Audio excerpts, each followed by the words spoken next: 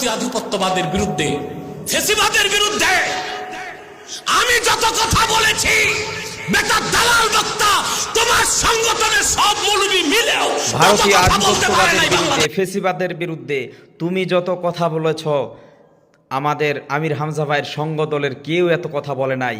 আরে বেটা পেট পূজারি, মাজার পূজারি, মূর্খ জাহেল আল্লামা সাইদি রাহেমাহুল্লাহ যত কথা বলেছে ফেসিবাদের বিরুদ্ধে, ভারতীয় আধিপত্যবাদের বিরুদ্ধে, তোর সারা জীবনের বক্তব্য একত্রিত করলে তার 1000 ভাগের 1 ভাগও হবে না।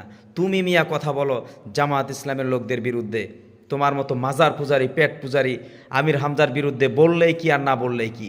যত বেশি সমালোচনা করবা আল্লাহ সুবহানাহু ওয়া তাআলা আমির হামজা ভাইয়ের সম্মান আকাশচুম্বী করে দেবে আরও তত বেশি। তোমার মতো জাহেল মৌলবী, ভণ্ড মৌলবী বাংলার জমিনে তোমার মতো হিংসুক মৌলবী আর একটাও নাই।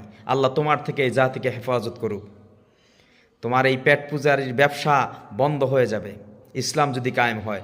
তুমি গা বাঁচানোর জন্য বিগত 16 বছর কথা বলেছো, ফ্যাসিবাদের বিরুদ্ধে না, শুধুমাত্র তোমার গা বাঁচানোর জন্য। তুমি কোনো দলের সাথে অ্যাক্টিভ হয়ে কোনো কথা বলো নাই, কাজ করো নাই, যার কারণে তোমার ভিতরে জুলুম, তোমার উপরে জুলুম নির্যাতন আসে নাই। তুমি ইসলাম প্রতিষ্ঠিত করার জন্য যে কোনো একটা সঙ্গ দল তৈরি করো নিজে, অথবা কোনো দলের সাথে কাজ করো, জুলুম আসবে।